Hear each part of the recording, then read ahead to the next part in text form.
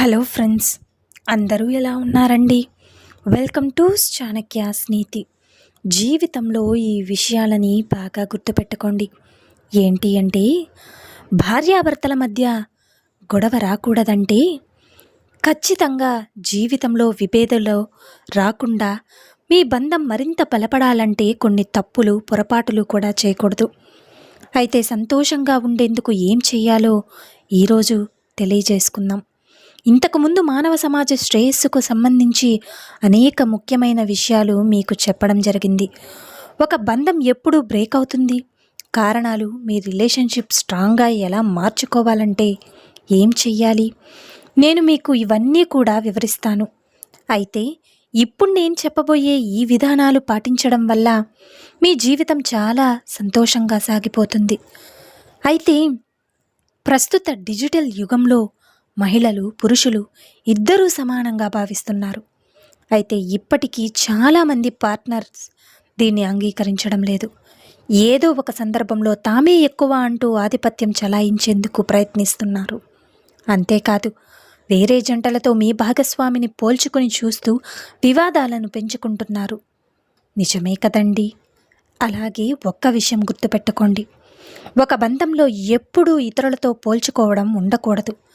అలా చేస్తే మీ బంధం బలహీనపడుతుంది. వివాహ జీవితంలో అందరూ చేసే ప్రధాన తప్పు ఇదే.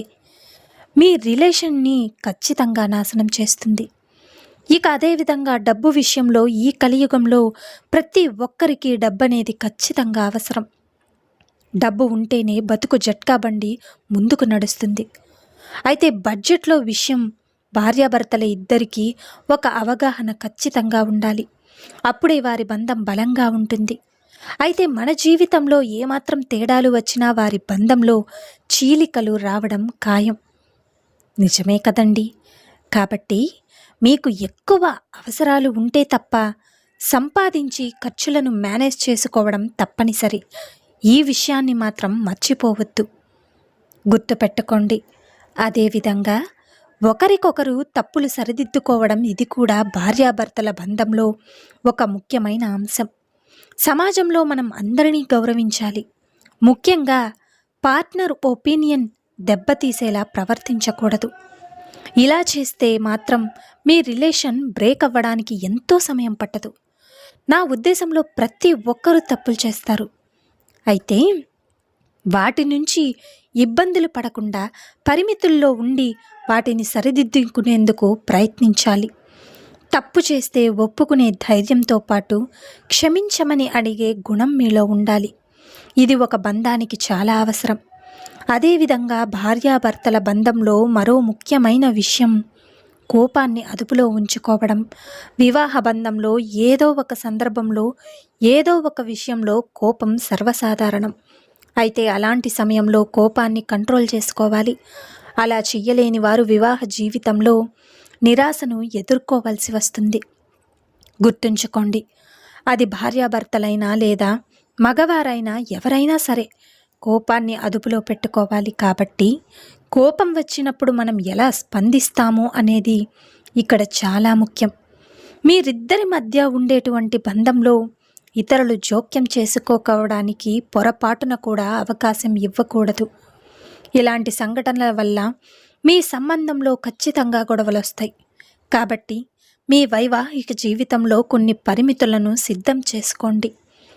అదేవిధంగా ఖచ్చితంగా మూడో వ్యక్తిని మీ లైఫ్లోకి ఎంటర్ కానివ్వద్దు. నిజమే కదండి. అర్థమైంది కదా. అదేవిధంగా మరో విషయం ఏమిటి అంటే, వివాహ బంధంలో నమ్మకం చాలా ముఖ్యం. అది లేకపోతే బంధం నిలవడం చాలా కష్టం. ఇద్దరిని ఒకరినొకరు విశ్వసించుకోవాలి. వైవాహిక జీవితంలో ఉండే వారిలో చాలామంది కొన్ని విషయాలు దాస్తుంటారు. అయితే అలా ఎప్పటికీ కూడా చేయకూడదు.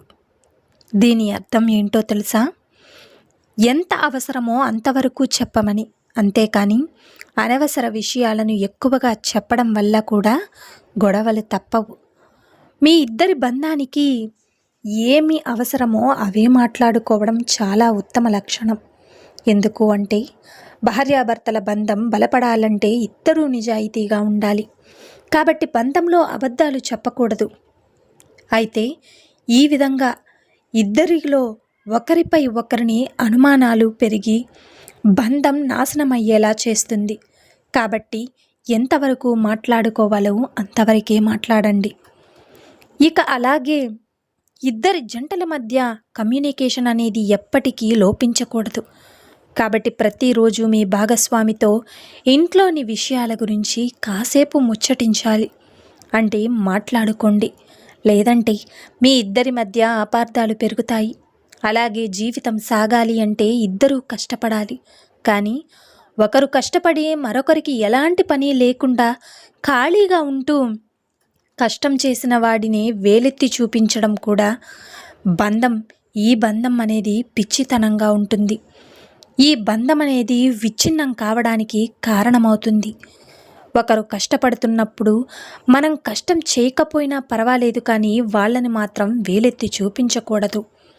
ఈ విధంగా చేస్తే మాత్రం ఖచ్చితంగా ఆ బంధం అనేది తెగిపోతుంది. కాబట్టి వాళ్ళు చేస్తున్నప్పుడు మనం సహాయం చేయడమో లేదు అంటే మనకు నచ్చిన పని మనం చెయ్యడమో చెయ్యాలి. మన పార్ట్నర్కి మనం తోడుగా అనేది నిలబడాలి. ఇక అలాగే అదేవిధంగా అన్నింటికీ మించి స్త్రీ పురుషుల మధ్య సంబంధంలో అహంభావన ఉండకూడదు.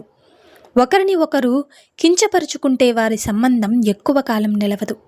ఒకరినొకరు ప్రేమించుకుంటూ ఒకరి భావాలను మరొకరు గౌరవించుకోవాలి. భార్యాభర్తల్లో ఎవరైనా తమ గురించి మాత్రమే ఆలోచించడం నష్టానికి దారితీస్తుంది. అలాంటి భార్యాభర్తల బంధం ఎప్పుడో ఒకప్పుడు ముగిసిపోతుంది. ఎప్పుడూ కోపంగా ఉండే భార్య లేదా భర్త తమ మధ్య మంచి సంబంధాన్ని ఎప్పటికీ ఏర్పరచుకోలేరు. అలాగే కోపాన్ని అదుపులో పెట్టుకోలేని భార్యాభర్తలు ఎప్పటికీ మంచి సహచరులు కాలేరు. భార్యాభర్తలు తమ వ్యక్తిగత విషయాలను ఎవ్వరితోనూ కూడా పంచుకోకూడదు. ఇలా చేస్తే ఎప్పుడూ కూడా వారి ఇంటి వ్యవహారం రచ్చరచ్చ అవుతుంది. అందులో ఎటువంటి సందేహమూ లేదు. గుర్తుంచుకోండి, వైవాహిక జీవితంలో భార్యాభర్తల మధ్య అనుబంధం శాశ్వతంగా ఉండేందుకు, వారి జీవితం సంతోషంగా ఉండేందుకు ఈ నియమాలను ఖచ్చితంగా పాటించాల్సిందే. జాగ్రత్తగా ఉండండి. ఇక అలాగే భార్యాభర్తల గౌరవం వేరు కాదని వివాహ జంట అర్థం చేసుకోవడమే సంబంధం చెడిపోవడానికి అసలు కారణం. ఇక బదులుగా భార్యాభర్తలు జీవిత రథానికి 2 చక్రాలు. అందుకే భార్యాభర్తలు ఒకరి తప్పులను ఇతరుల ముందు బయట పెట్టకూడదని గుర్తుపెట్టుకోండి. అర్థమైంది కదండి? భర్త గౌరవాన్ని దెబ్బతీసే భార్యకు కూడా సమాజంలో విలువ ఉండదని గుర్తుంచుకోండి.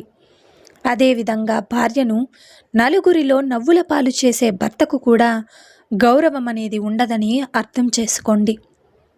నిజమే కదండి? కాబట్టి ఇద్దరి గౌరవం వేరువేరు కాదు అనేది మీ ఆలోచనలో ఉండాలి. ఇక మొత్తానికి చెప్పాలంటే భార్యాభర్తల సంబంధంలో నిజాయితీ అనేది నమ్మకం. అలాగే నమ్మకం, ప్రేమ, గౌరవం, త్యాగం ఇవి చాలా ముఖ్యం.